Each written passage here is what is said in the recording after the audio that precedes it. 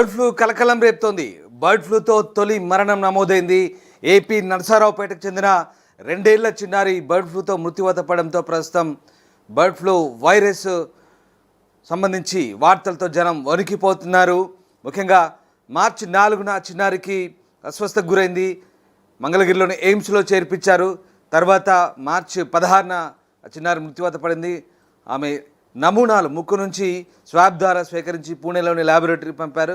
అయితే ఇది bird flu వైరస్గా శాస్త్రవేత్తలు నిర్ధారించారు. దీంతో ఒక్కసారిగా తీవ్ర కలకలం రేగుతోంది.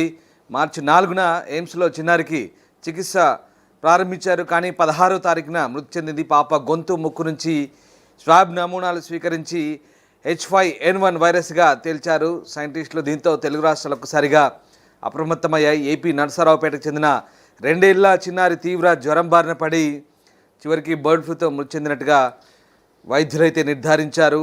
దీంతో బర్డ్ ఫ్లూ కలకలం మళ్ళీ రేగుతోంది. ఒక్కసారిగా 2 తెలుగు రాష్ట్రాల్లో తొలి బర్డ్ ఫ్లూ మరణం కావడంతో ఒక్కసారిగా ప్రజలు భయాందోళనకు గురవుతున్నారు.